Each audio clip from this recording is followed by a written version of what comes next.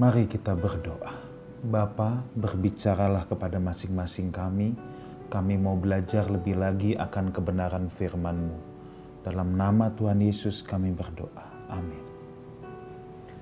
Shalom saudaraku, kita akan meneruskan pendalaman Alkitab kita. Pada kesempatan ini dari Injil Matius, pasal yang ke-9, ayat 1 sampai dengan ayat yang ke-17. Ada 3 bagian dalam kesempatan ini. Kesempatan pertama adalah kisah yang sangat terkenal, yaitu ketika ada seorang kusta yang dibawa oleh 4 orang teman-temannya untuk disembuhkan, saudara.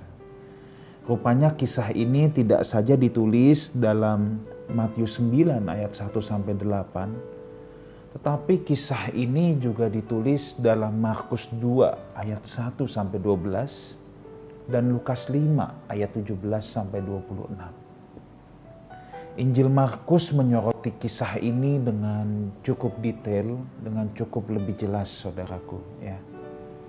Jadi Injil Markus dan Injil Lukas melengkapi apa yang tidak ada pada Injil Matius. Menarik dalam kisah ini, dalam Lukas 5 ayat yang ke-17, dikatakan begini, saudara. Lukas 5 ayat yang ke-17, ya. Dalam kisah ini dikatakan kuasa Tuhan menyertai dia Yesus, dia huruf besar, sehingga ia dapat menyembuhkan orang sakit. Ini memang tidak terdapat dalam Matius dan Markus, tapi terdapat dalam Injil Lukas, dan ini luar biasa. Kuasa Tuhan menyertai dia. Pertanyaannya, memang Yesus bukan Tuhan, saudara? Kenapa harus ditulis lagi kuasa Tuhan menyertai dia? Sehingga ia dapat menyembuhkan orang sakit. Dalam hal ini ada sebuah pelajaran rohani penting untuk kita semua sebagai hamba-hamba Tuhan. Ingat, setiap saudara yang menyaksikan ini, saudara adalah hamba Tuhan juga. Ini pelajaran penting, yaitu apa? Jangan pernah merasa diri bisa menyembuhkan orang sakit. Sesungguhnya yang menyembuhkan orang sakit itu Tuhan sendiri. Jadi kalau Lukas menyatakan kuasa Tuhan menyertai dia, di sini Lukas sedang menyoroti kristologi atau menyoroti sisi kemanusiaan Tuhan Yesus. Tetapi yang lebih penting daripada itu adalah memang Yesus adalah Tuhan. Tetapi yang lebih penting daripada itu, Lukas hendak menjelaskan bahwa yang menyembuhkan itu kuasa Tuhan, bukan kuasa manusia. Manusia harus menyadari sepenuhnya bahwa kuasa yang menyembuhkan sepenuhnya adalah kuasa Tuhan. Itu sebabnya seorang hamba Tuhan, seorang pendeta tidak boleh merasa dirinya sakti. Tidak boleh merasa dirinya kalau bukan saya yang doakan dia pasti tidak sembuh, atau doa saya lebih manjur. No. Yang menyembuhkan itu Tuhan, saudara. Kita hanya alat. Itu sebabnya lebih baik kita fokus untuk menjadi saksi, bukan menjadi sakti. Ada banyak orang merasa dirinya sakti, saudara, ya. Tetapi kita harus menjadi dewasa. Perintah Tuhan adalah menyuruh kita menjadi saksi, bukan menjadi sakti. Kita harus dewasa. Maksud saya, kita harus memahami Alkitab dengan lebih lengkap bahwa Tuhanlah yang menyembuhkan. Jangan merasa diri hebat dan punya ilmu, saudara. Kita itu nggak ada apa-apanya. Pelajaran selanjutnya di sini, Markus 2 ayat 3 menyatakan ada seorang lumpuh yang digotong oleh 4 orang temannya. Jadi kalau di Injil Matius dan Lukas hanya ada kata teman-temannya, tetapi dijelaskan di sini dalam Injil Markus ada 4 orang. Bahkan Markus berkata bahwa teman-temannya membuka atap rumah tersebut. Pelajaran rohani yang kita bisa ambil di sini adalah bagaimana kuasa sebuah hubungan. Kuasa sebuah persahabatan. Kuasa hubungan itu bisa ikut mendukung terjadinya sebuah mujizat. Kenapa saya katakan demikian? Logikanya, saudara. orang lumpuh ini adalah orang baik. Kalau dia bukan orang baik, sahabat-sahabatnya nggak mau tolongin dia. Ngapain susah-susah. Ini bahkan bisa menyebabkan kerugian atau ganti rugi. Atap rumah orang dijebol, kok gimana coba? Kalau atap rumah orang dijebol ya harus diganti, saudara. Tapi di sini kita lihat kuasa sebuah hubungan. Ya, kuasa sebuah hubungan. Orang lumpuh ini hampir saya dapat pastikan orang yang baik hati sehingga sahabat-sahabatnya rela bersusah payah menurunkan tilam. Itu tidak gampang, saudara ya. Tidak gampang tentunya. Hal menarik lainnya selanjutnya adalah Yesus tergugah dengan iman mereka. Jadi kalau saudara lihat dalam Injil Matius pasal yang ke-9 ayat yang kedua. Ketika Yesus melihat iman mereka, perkataan ini ditulis dalam Markus juga, dalam Lukas juga tentang iman mereka. Jadi rupanya yang Tuhan lihat itu bukan iman si lumpuh itu saja loh. Tapi iman mereka. Berarti semuanya yang dilihat, saudara. Bisa menunjuk pada 4 orang temannya, bisa juga termasuk si lumpuh. Saya lebih mempercayai termasuk si lumpuh juga. Iman ini luar biasa. Kenapa? Sekali lagi, iman harus terekspresi dengan tindakan.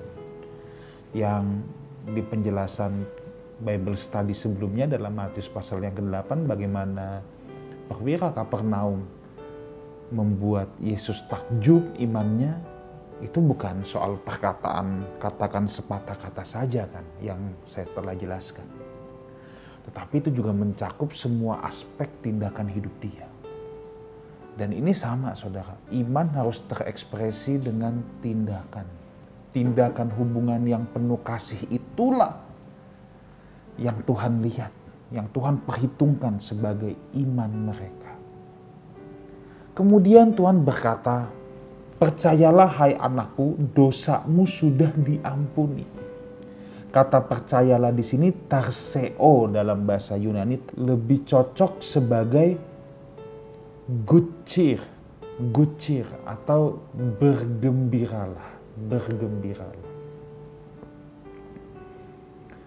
Yesus berkata kepada mereka untuk bergembira karena dosanya sudah diampuni.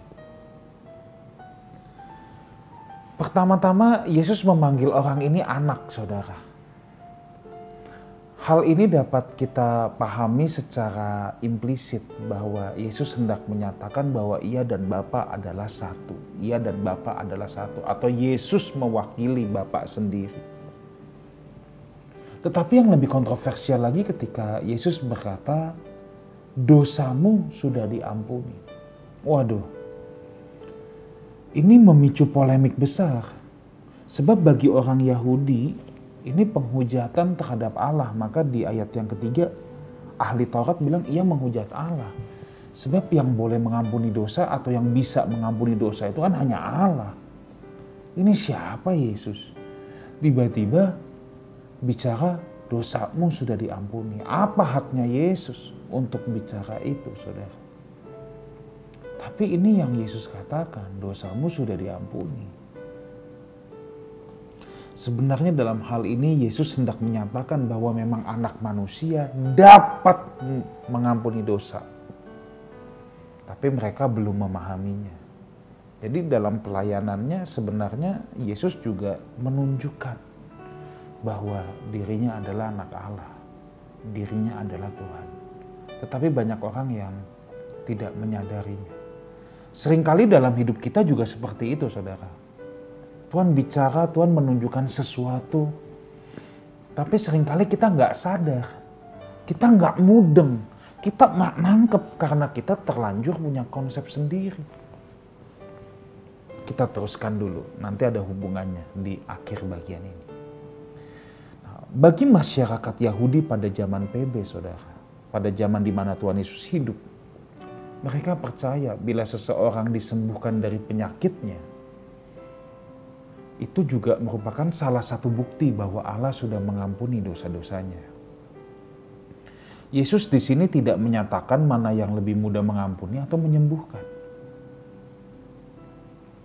Tetapi Tuhan Yesus menegaskan bahwa anak manusia berkuasa untuk mengampuni dosa. Itu ada di ayat yang ke-6 ya. Supaya kamu tahu bahwa anak manusia berkuasa untuk mengampuni dosa. Jadi ada tujuannya Tuhan menyatakan ini.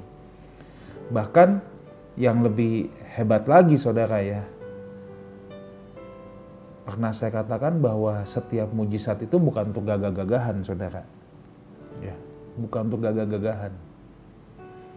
Tuhan bikin mujizat itu pasti punya maksud. Pasti punya maksud, pasti ada pelajaran. Dan dalam hal ini Tuhan pengen kasih tahu bahwa anak manusia itu berkuasa untuk mengampuni dosa. Ada banyak orang mengharapkan mujizat Tuhan tapi tidak tahu tujuan dari mujizat itu apa. Tuhan tidak pernah bikin mujizat hanya untuk membuat saudara jadi nyaman. Enggak.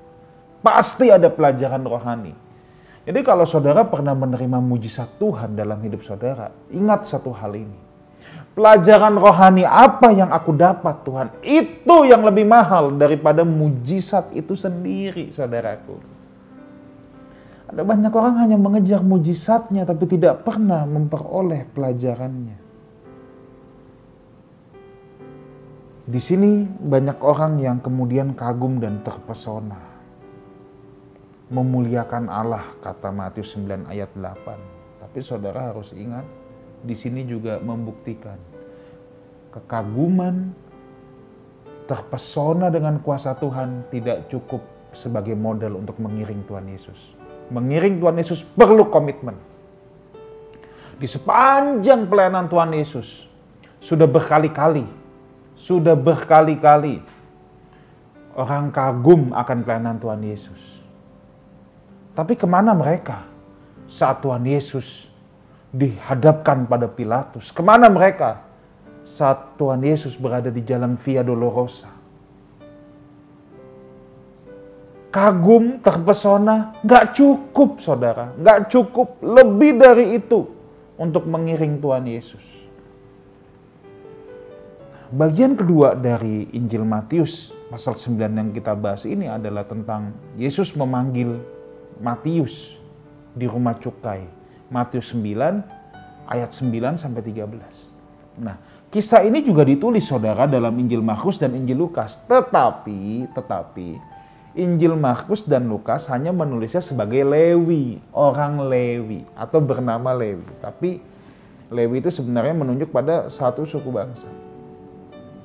Hanya Matius yang menulis namanya Matius. Nah, kemungkinan kisah ini kan Injil Matius. Memang dipercaya kebanyakan Matius yang menulis ini. Jadi Matius sedang menceritakan pertobatan dirinya sendiri. Lagi ngomongin dirinya sendiri nih saudara ya. Dia adalah keturunan Lewi. Menariknya dia juga merupakan seorang pemungut cukai. Profesi yang dianggap berdosa pada saat itu. Kalau saudara dengar kata Lewi, maka pasti sudah tidak asing di telinga kita. Seharusnya dia menjadi imam. Seharusnya dia menjadi orang yang mempersembahkan korban atau memimpin ibadah saudara. Nah, tapi Matius ini malah jadi kayak Sakeus saudara. Ya, kalau saudara ingat kisah Sakeus, Sakeus itu juga pemungut cukai. Matius mengalami pertobatan yang ekstrim. Dari profesi yang dianggap orang berdosa kalau oleh orang Yahudi pada saat itu dan dianggap jahat saudara, ya. Sebab dianggap semi preman, semi pemeras untuk orang-orang Yahudi. Ya, itulah profesi Matius. Tetapi Matius memilih untuk mengikut Tuhan Yesus. Ini pertobatan yang ekstrim, saudara. Ya. Hal penting yang kita harus soroti di sini adalah bagaimana Yesus dapat menerima orang berdosa, saudara. Ya. Kalau saudara lihat di sini, ayat yang ke-10, kemudian ketika Yesus makan di rumah Matius, datanglah banyak pemungut cukai dan orang berdosa makan bersama-sama dia dan murid-muridnya. Ayat yang ke-11, pada waktu orang Farisi melihat itu, lihat Yesus makan, langsung dipertanyakan sama murid-murid yang lain, kenapa gurumu makan bersama-sama pemungut cukai dan orang berdosa? Saudara, kenapa sih makan aja sampai dipersoalkan? Nah, saudara harus tahu, untuk orang Yahudi pada saat itu, makan semeja itu tanda penerimaan, saudara. Kalau orang tersebut tidak diterima, tidak mungkin bisa makan semeja. Makan itu dalam tanda petik ritual khusus untuk orang-orang Yahudi pada zaman itu. Ya, ini agak mirip orang Chinese, saudara ya. Nah, untuk makan itu tanda penerimaan. Di sini prinsip penerimaan yang harus kita tekankan. Kita harus belajar dari Tuhan Yesus. Tuhan Yesus punya paradigma gini, belong, believe, behave. Kebanyakan orang atau banyak gereja, tanpa menyebut nama label manapun, saudara, tanpa kita sadar seringkali kita punya label gini, behave, believe, belong. Behave itu kita lihat dulu kelakuannya, terus kita lihat dulu seiman nggak sama kita, believe-nya sama nggak, baru belong, baru kita terima. Tuhan Yesus beda, saudara. Tuhan Yesus diterima dulu, baru dia jadi percaya, baru believe, baru behave, karakternya diubahkan. Kebanyakan orang melihat behaviornya dulu, tapi kita belajar di sini menarik sekali. Tuhan Yesus menerima mereka, saudara. Inilah pola penerimaan yang harus kita pelajari dari Tuhan Yesus. Itu sebabnya Yesus menunjukkan bahwa dia tidak alergi sama orang berdosa. Justru orang berdosa yang membutuhkan keselamatan. Itu sebabnya Tuhan berkata apa? Bukan orang sehat yang memerlukan tabib, tetapi orang sakit. Ya kalau sehat ngapain ke dokter, saudara? Bahkan dalam Lukas 5 ayat 32 ini kan paralel ya, saudara ya. Dikatakan, aku datang bukan untuk memanggil orang benar, tetapi orang berdosa. Supaya apa? Supaya mereka bertobat. Jadi justru Tuhan datang itu untuk yang berdosa, untuk yang sakit. Nah, persoalannya, saudara, bukankah kita semua orang berdosa, saudara? Bukankah kita semua orang berdosa? Itu sebabnya kita harus menyadari dulu bahwa ada sakit dalam jiwa kita, saudara. Ada sakit dalam jiwa kita. Justru ironi bila ada orang yang merasa sudah sehat, merasa sudah benar. Justru itu yang masalah. Kalau kita sehat-sehat saja, benar-benar saja. Tidak usah merasa sehat dan merasa benar. Apapun yang merasa itu bermasalah. Ada orang merasa kaya, oh berarti dia belum kaya. Orang masih merasa kaya. Merasa benar berarti belum benar. Merasa saja. Tapi di sini kita harus punya hati seperti hati Tuhan Yesus, saudara ya. Bahwa kita mengasihi semua orang. Kita mengasihi. Itulah sebabnya di ayat yang ke-13 luar biasa, yang ku kehendaki ialah belas kasihan dan bukan persembahan. Karena aku datang bukan untuk memanggil orang benar, melainkan orang berdosa. Ini kan kutipan dari Hosea 6 ayat yang ke-6. Orang Yahudi itu seringkali merasa dirinya benar kalau sudah memberikan persembahan. Jadi kalau saudara ingat perumpamaan orang Samaria yang turun dari atas ke bawah, itu kan dari Yerusalem menuju Yeriko. Yeriko itu pemukiman elit pada saat itu. Jadi ada ahli Taurat, ada orang Lewi lewat. Nah ini dari Yerusalem ngapain coba? Pasti habis mempersembahkan persembahan, korban, habis ibadah. Tapi ketemu orang yang tergeletak gimana? Dicuekin. Padahal yang Tuhan inginkan adalah belas kasihan. Belas kasihan apa? Belas kasihan terhadap sesama, terhadap jiwa-jiwa. Itu loh yang Tuhan mau, supaya kita punya belas kasihan terhadap sesama. Makanya Tuhan bilang yang kukehendaki belas kasihan. Jadi kita sebagai gereja Tuhan, saudara, justru kita harus punya prinsip penerimaan ini. Jangan kalau melihat orang yang masih nggak benar, kita kayak, aduh, jangan deh, najis, haram. Loh, nggak bisa gitu. Justru mereka yang butuh keselamatan. Kita harus bisa menerima mereka seperti Tuhan Yesus menerima orang-orang berdosa, saudara.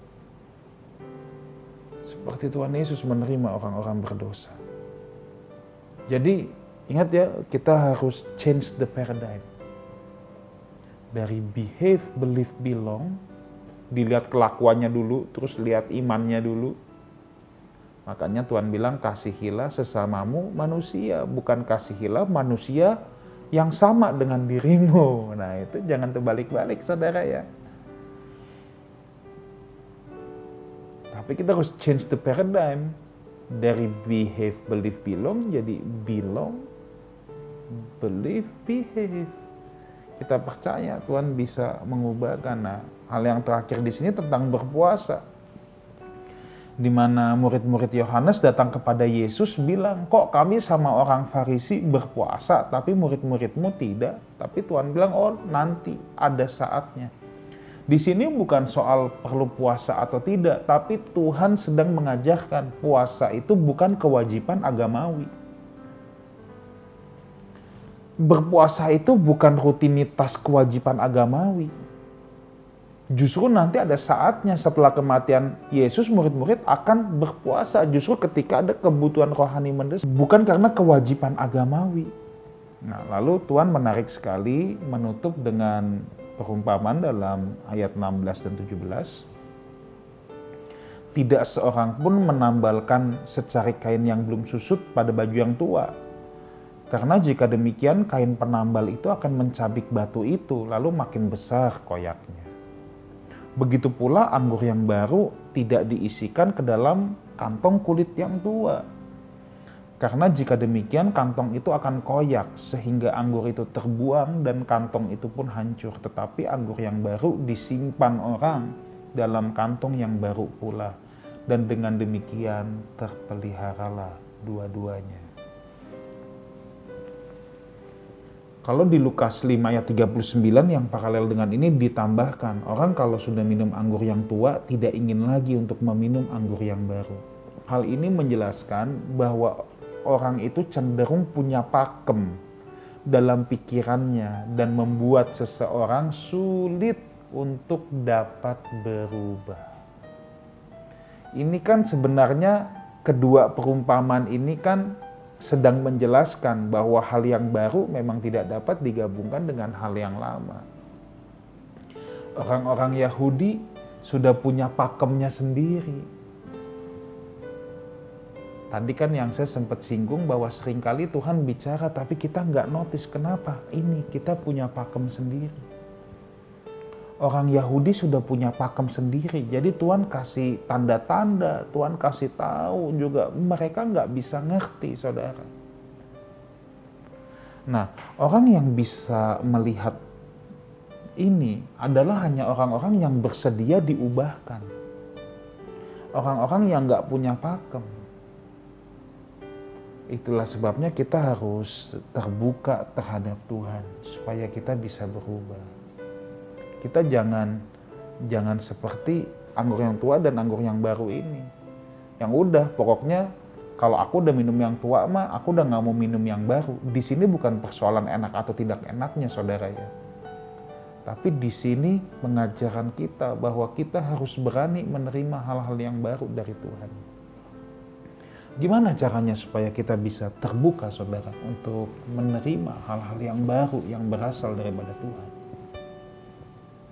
Tidak ada cara lain selain kita harus merendahkan diri kita, belajar kebenaran firman-Nya. Dan jangan berfokus dengan apa yang nampak. Jangan berfokus pada hal yang ekstravagansa. Tapi seringkali kita harus melihat what is behind those. Ada apa di balik itu? Justru itu yang harus kita persoalkan. Ada banyak orang hanya berfokus pada apa yang nampak, saudara. Apa yang ekstravagansa, apa yang kelihatan dari kulit luar. Tapi mereka tidak memperhatikan justru apa yang ada di dalamnya, apa yang ada pada esensinya. Dalam hal ini saudara, mari kita belajar bersama bahwa kita justru mau melihat apa sih pelajaran apa yang Tuhan sedang kerjakan. Pelajaran apa yang Tuhan mau aku belajar. Dan kita harus berani membuang pakem-pakem kita yang lama. Dengan demikian, barulah kita bisa menjadi orang-orang yang terus bertumbuh di dalam Tuhan dan kebenarannya. Tuhan memberkati kita semua. Haleluya. Mari kita berdoa. Kami bersyukur untuk pelajaran kebenaran firman-Mu pada kesempatan ini. Biarlah kami semua boleh menjadi orang-orang yang semakin bertumbuh di dalam Engkau. Dalam nama Tuhan Yesus kami berdoa. Amin.